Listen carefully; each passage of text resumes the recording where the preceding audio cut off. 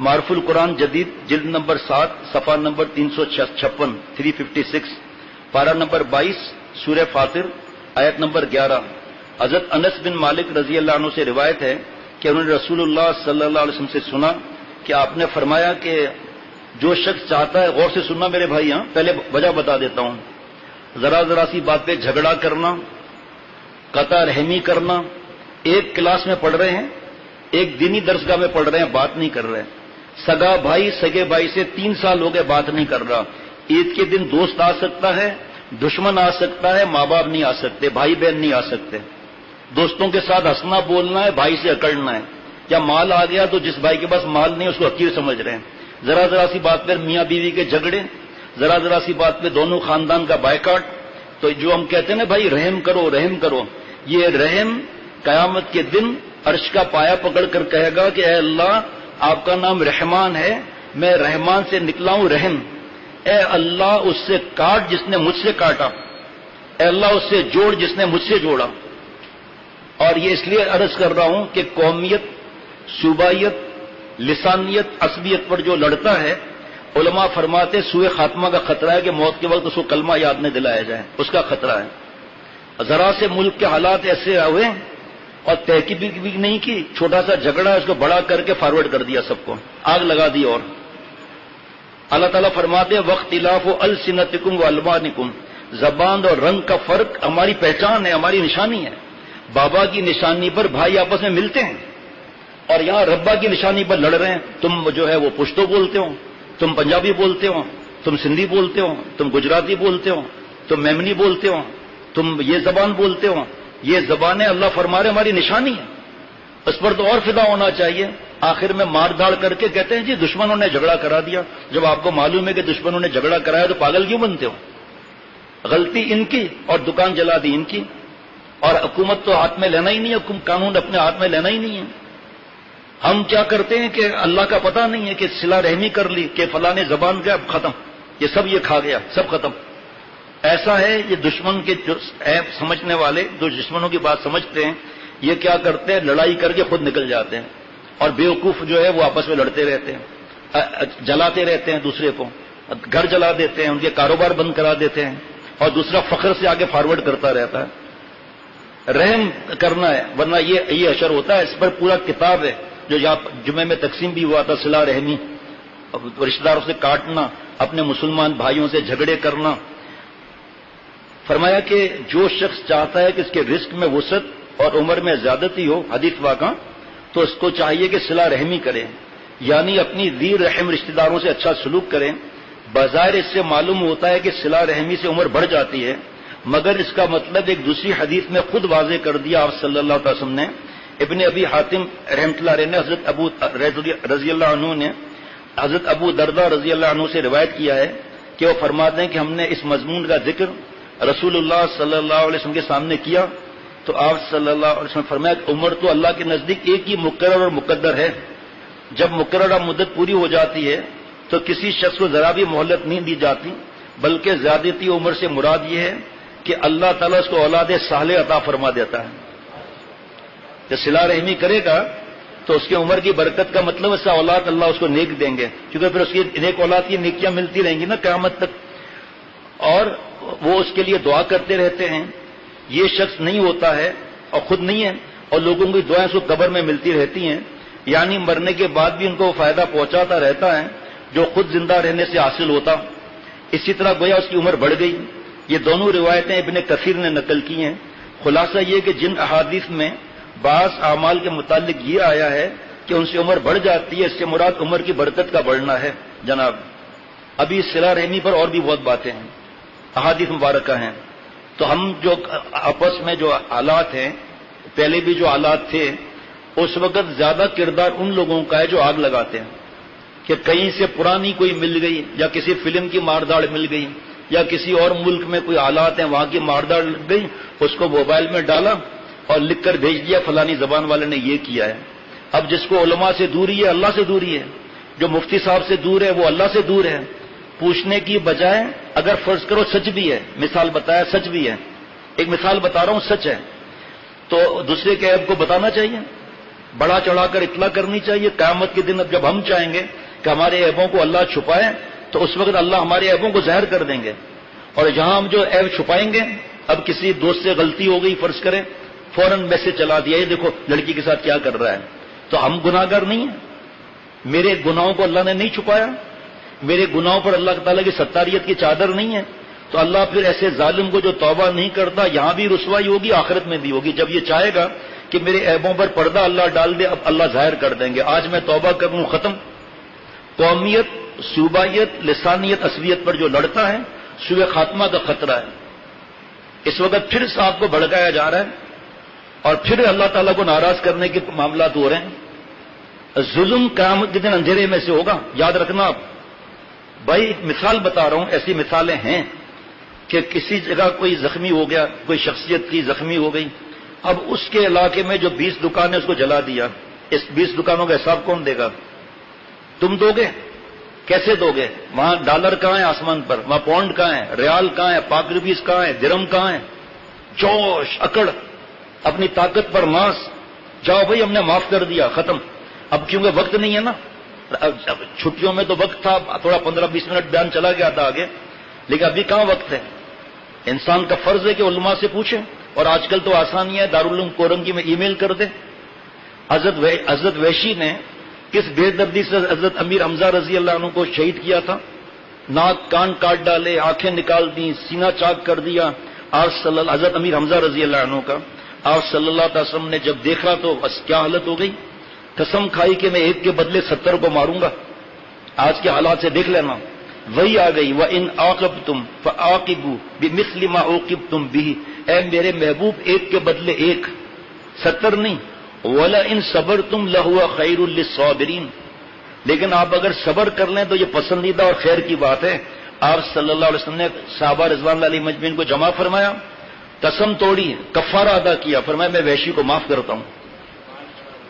اور بات سنیے، کفار کہتے ہیں ہمیں ان کے رپورٹ کی ضرورت نہیں ہے، الحمدللہ ٹکے برابر بھی ضرورت نہیں ہے، ہمارے پاس وحی الہی اور آپ صلی اللہ علیہ وسلم کا طریقہ، صحابہ رضوان اللہ علیہم اجمعین. آج میرا ارادہ تھا کہ صحابہ رضوان اللہ علیہم اجمعین کو جو برا کہتے ہیں، ہم مسلمان کہلاتے ہیں، اہل حق کے کہلاتے ہیں، ہم بھی ان کے ساتھ شریک ہیں. اس کا گناہ کیا ہے؟ اس پر کیا عذاب آئے گا اس کی کھوپڑی پر جو صحابہ رضوان اللہ علیہم اجمعین کے لیے زبان کھولتا ہے؟ اما عائشہ صدیقہ، ہم اپنی بات کر رہے ہیں، ہم لوگ جوان ہو یا بڑی عمر کے ہوں، چینلز میں جا کر زبان کھول رہے ہیں. اللہ ہم سے پوچھیں گے صحابہ رضوان اللہ علیہم اجمعین کا. بہرحال فتح مکہ ہوا ہے، کتنے ظالم تھے. انگریز مورخ لکھتا ہے کہ کب جو کوئی فاتح آتا ہے تو ایسے اکڑتے ہوئے، ایسے گردنیں کٹانے کا حکم دیتے ہوئے آتا ہے. ایک پوری دنیا میں واحد مثال ہے آپ صلی اللہ علیہ وسلم کی کہ اونٹنی مبارک پر اتنا جھک گئے کہ داڑھی مبارک اونٹ کے گجاوے پر لگ رہی تھی. سارے کفار تھرا رہے ہیں، آپ ہمارے ساتھ کیا معاملہ کریں گے؟ ہم نے یہ ظلم تفصیل کا موقع نہیں. آپ صلی اللہ علیہ وسلم نے فرمایا لا تثریب علیکم اليوم. جو بھائی یوسف نے اپنے بھائیوں سے معاملہ کیا تم سے وہ معاملہ کرتا ہوں، جاؤ سب کو معاف کرتا ہوں. آپ صلی اللہ تعالی وسلم نے صحابہ رضوان اللہ علیہم اجمعین کے شہید کرنے والوں کو احد کے میدان میں خون مبارک پیر تک آ گیا، وہاں طائف کے میدان میں سب کو معاف فرما دیا، ایک لفظ میں سب کو معاف کر دیا. آج ہم اپنے ماں باپ سے لڑے ہوئے ہیں، وہ ان سے ہمیں معافی مانگنی چاہیے، لیکن ہم کہتے ہیں ہم نہیں کرتے ماں باپ کو معاف. بھائی ہو، بہن ہو، بیوی ہو، بچے ہو، ماموں ہو، چاچا ہو، یہ بات ہو گئی. آپ صلی اللہ علیہ وسلم نے فتح مکہ کے دن سب کو معاف کر دیا. یہ جو زبان پر قومیت، صوبائیت، لسانیت میں لڑتے ہیں، ان کو عقل نہیں ہے کہ آپ صلی اللہ علیہ وسلم نے سب کو معاف کر دیا. مجرموں کو، اس تمہارے بھائی نے، میرے بھائی نے کیا جرم کیا ہے جو اس کا دکان بند کرا رہے ہوں، اس کے رزق کو اس کے منہ سے چھین رہے ہوں، اور پھر خوش ہو کے تصویریں نکالتے ہو کہ یہ میں نے سب علاقے اکیلے نے بند کرا دیے. وہ بیچارہ ڈر کے بند کیا ہے، اور اس کا عذاب تجھے پر نہیں آئے گا. ان کے بچوں کی آیا تمہارے لیے آسمان پر نہیں جائیں گے. یہ لڑانے، کچھ لوگ بیوقوف الو ہوتے ہیں، لڑانے والے نہیں ہوتے لیکن اپنے عمل سے لڑاتے ہیں. یہ کہ پہلے میرا چینل پہنچ جائے، یا جو بھی ہوتا ہے وہ کیا ہوتا ہے، جو بھی ہوتا ہے کٹ ہوتا ہے، جو بھی ہوتا ہے، پہلے میری خبر پہنچ جائے تو مجھے یوٹیوب سے انعام ملے گا، زیادہ لوگوں نے سنا ہے، وہ مجھے ڈالر ملیں گے، میرے اکاؤنٹ میں جمع ہوں گے. آسمان پر بھی یہ ڈالر جائیں گے، پتہ نہیں کیا بولتے ہیں، وائرل میں سب سے نمبر ہمارا زیادہ آ جائے. خود مر رہے ہیں، دوسروں کے مرنے کی موویاں بنا رہے ہیں. ایک نوجوان نے آگ لگ گئی تھی گلشن اقبال میں، پہلے ہم وہیں رہتے تھے، تو اس نے 4th یا 5th فلور سے چھلانگ لگائی. آپ مجھے بتاؤ دیکھنے والے کتنے تھے؟ اگر یہ آگے بڑھتے کیا اس کو اپنے ہاتھوں پر نہیں لے سکتے تھے؟ کیا بم گر رہا تھا؟ کیا آگ لگی ہوئی کوئی گر رہی تھی؟ نہیں، سب موویاں بنا رہے تھے تاکہ ہمارا پہلے پہنچے مووی. یہ سخت دلی ہے، یہ اس پر پکڑ کا خطرہ ہے. کسی کا عیب کو نکال کر اس کو ظاہر کرتے ہو عیب کو. بڑے آئے دوسروں کے عیب کھولنے والے. تو یہ جو مثال دی صلہ رحمی کی، تو کسی بھائی کی غلطی ہے تو معاف کرنا ہے، یہ نہیں کہ تعصب پھیلانا ہے. اور ابن ماجہ کی حدیث شریف ہے، آپ صلی اللہ تعالی علیہ وسلم جہاد کے لیے جا رہے تھے، راستے میں صحابہ رضوان اللہ علیہ مجمعین مل گئے. آپ صلی اللہ علیہ وسلم فرمایا من القوم، بھائی تمہاری قوم کون سی ہے، تمہاری قوم کا نام کیا ہے، کس قوم سے تعلق رکھتے ہو؟ کسی نے یہ نہیں کہا ہم قریش سے ہیں، بنی کلب سے ہیں، فلانے سے. سب نے ایک جواب دیا، سب صحابہ رضوان اللہ علیہ مجمعین ایک جواب، نحن المسلمون، ہم سب مسلمان ہیں. پھر یہ قرآن پاک میں یہ تعارف ہے، یہ فلانی زبان کا ہے، یہ فلانے قبیلے، تعارف ہے یہ. واختلاف السنتکم والوانکم، قرآن پاک زبان اور رنگ کا فرق اللہ کی پہچان کے لیے، اور پہچان پہ لڑائیاں ہو رہی ہیں. ادھر ہم بیان کر رہے ہیں، ادھر فلانے زبان والے نے جو ظلم کیا اس کو موبائل میں لگایا، ادھر بھیج دیا. کوئی ایسا ہے جو اٹھ کر دعائیں کرے تہجد میں کہ یا اللہ پھر کیا ہو گیا ہمارے ملک کو؟ یا اللہ کس چیز کی سازشیں ہیں؟ جن کی سازشیں ان کے تو ہم غلام ہیں میڈیا کے ذریعے، جن کی سازشیں ان کی تو گندی فلموں کے ہم غلام ہیں، جن کی سازشیں وہ تو شادی بیاہ میں ناچ گانا، بے حیائی، اوریانی، فحاشی، فوٹوگرافی، حرام کام کرنا، موویاں بنانا، مرد عورت ساتھ میں کھڑے ہو کر کھانا کھانا، اور اب نامحرم کے پاس بیٹھنا، زبان کا زنا کرنا، کان کا زنا کرنا، آنکھ کا زنا کرنا. بخاری شریف کی حدیث پاک یہ انہی کا تو بیج بویا ہوا ہے. اب کوئی سمجھانے کے بجائے اور آگ لگا رہے ہیں کہ یہ دیکھو ہماری زبان والوں سے دیکھو یہ ظلم ہوا ہے. وہ کہا ہاں ہماری زبان والے، اب پتہ چلا ایک دوسرے پر فائر کھول دیا. اور یہاں صحابہ رضوان اللہ علیہ مجمعین نے قیامت تک سکھا دیا نحن المسلمون، ہم سب مسلمان ہیں. اس کے بعد اردو بولنے والا ہے، پنجابی بولنے والا ہے، پشتو بولنے والا ہے، سندھی بولنے والا ہے، سرائکی بولنے والا ہے. یہ بات کی باتیں ہیں. یہ پہلے ہم لوگوں کی پہچان مسلمان سے ہے. یہاں ابھی اس مسجد کے اندر ابھی خطبے کے لیے اذان ہوگی. کیا ایسا اعلان ہو سکتا ہے؟ کیا ایسا اعلان ہو سکتا ہے کہ اردو بولنے والے اس صف میں آ جائیں، پشتو بولنے والے اس صف میں آ جائیں؟ نماز بتاتی ہے کہ ہم سب ایک ہیں. ابھی حج ہوا ہے، جو حاجی ہے اسے پوچھنا کہ طواف کے اندر کیا عرب الگ تھے، کیا عجم الگ تھے، کیا پشتو بولنے والے الگ تھے، کیا سندھی بولنے والے الگ تھے، کیا اردو بولنے والے الگ تھے؟ یہ تو اللہ کی نشانی ہے. جاؤ روزہ رسول صلی اللہ علیہ وسلم سے جاؤ، ان سے پوچھو کہ جعلی مبارک پر صلاۃ والسلام پیش کرنے کے لیے لائن لگی تھی کہ پہلے عربی بولنے والے آئیں گے، پھر فارسی بولنے والے آئیں گے، پھر ملیشین بولنے والے آئیں گے، پھر اردو بولنے والے آئیں گے. ہم غصے میں میڈیا میں ایسے ہیں کہ اللہ کو بھلا دیا، آپ صلی اللہ علیہ وسلم کی تعلیمات کو بھلا دیا. جس کے دل اور دماغ میں گندی تصویریں ہوں گی، جس کے اوپر ماں باپ کی بددعائیں لگی ہوئی ہوں گی، جس کی بیوی کی بددعا لگی ہوگی، شوہر کو ستایا ہوا ہوگا، سود خور ہوں گے، راشی ہوں گے، لٹیرے ہوں گے، وراثت نہ دینے والے ہوں گے، زکات نہ دینے والے ہوں گے، ملاوٹ کرنے والے ہوں گے. جو 2 جمعہ پہلے بتایا تھا کہ ملاوٹ والے پر کیا عذاب آتا ہے، بارشیں کیوں رکتی ہیں، بچے کیوں مرتے ہیں، سب تو بیان ہوا ہے. خوش ہوتے ہیں کہ نیا ٹاپک مل گیا، اور ہم جو ہے آپس میں لڑانے کی عادت نہیں، لیکن اس طرح لڑا رہے ہیں کہ میسج پہنچا رہے ہیں اور موویاں بنا کر بھیج رہے ہیں دھڑا دھڑ. آگے پھیلاؤ، لگاؤ آگ لگاؤ اور آگ لگاؤ. ایک قرآن پاک ایسا ہے، احادیث مبارکہ ایسی ہیں، آپ صلی اللہ علیہ وسلم کا عمل ایسا ہے، صحابہ رضوان اللہ علیہ کا عمل ایسا ہے. صحابہ رضوان اللہ علیہ اجمعین جب کفار کی بستیوں سے نکلتے تھے تو کفار روتے تھے کہ برکت والے لوگ چلے گئے. آج ہم مسلمان کو آگ لگانے کے طرفے ہیں. اور یہ ہمارے حضرت نے شیخ العرب والعجم عارف باللہ حضرت مولانا شاکی محمد اختر صاحب رحمۃ اللہ علیہ کو نہیں پتا تھا کہ کراچی میں کیا ہونے والا ہے، اور اچانک مجھ سے فرمایا کہ بھئی تم کچھ بات سناؤ جو میری لکھی ہوئی ہے. میں نے مواہب ربانی کو کھولا، مجھے نہیں پتا تھا، سامنے یہی مضمون آ گیا پورا طویل.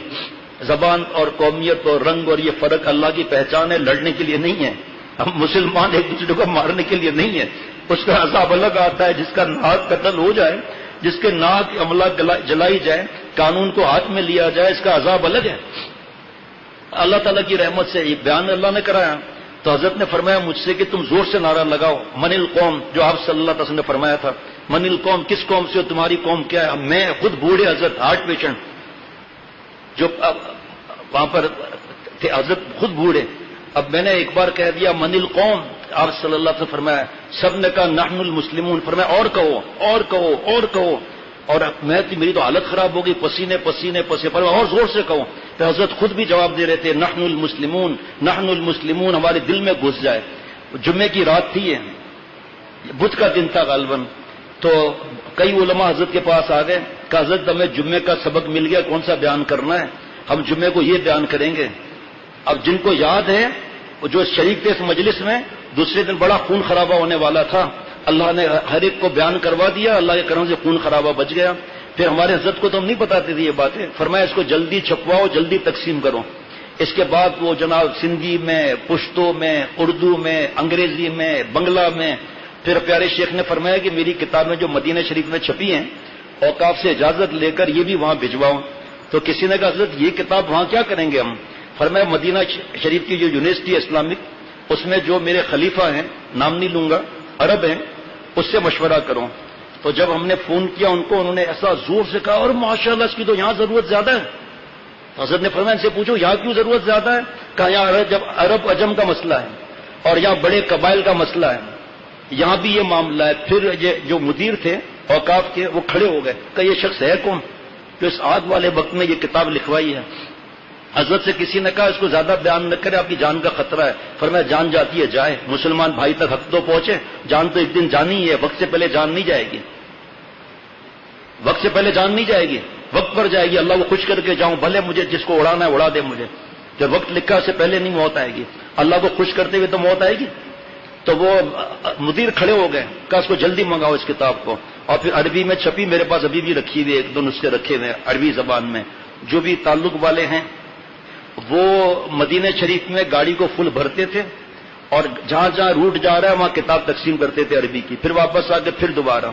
آج بھی میں نے کہا اسٹاک کو تو اس کو تقسیم کریں اور جوڑنے والی بات کریں، توڑنے والی بات نہ کریں۔ ایک دوسرے بھائیوں کو گلے لگائیں، جو ایسی بات کرتا ہے اس کو روک دیں کہ بھائی اپنے لیے ہمارے لیے جہنم مت خریدو، ہمارے دماغ میں قرآن پاک ہے، حدیث پاک ہے، ابن ماجہ کی حدیث شریف ہے، آپ صلی اللہ علیہ وسلم نے سوال کیا تھا، آج ہم اس کا جواب دے رہے ہیں، نحن المسلمون، ہم سب مسلمان ہیں۔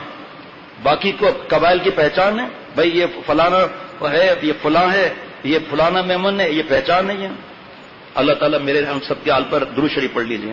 اللہم صلی علی سیدنا مولانا محمد النبی الامی وعلی آلہ واصحابہ وبارک وسلم۔ یا اللہ تعالیٰ مجھے ہم سب کو معاف فرما دیجیے۔ یا اللہ جس طرح آپ نے پہلے ہمارے ملک کو قومیت، صوبائیت، عصبیت، لسانیت کے جھگڑوں سے پاک فرما دیا تھا، اے اللہ ہماری نالائکیاں، ہمارے گناہوں کی وجہ سے دوبارہ یہ مسئلے سامنے آ رہے ہیں، آپ اپنی رحمت سے، اے اللہ اپنے کرم سے، اپنے سب سے پیارے حضور صلی اللہ علیہ وسلم کی برکت سے یا اللہ تعالیٰ یہ جھگڑے ختم کرا دیجیے۔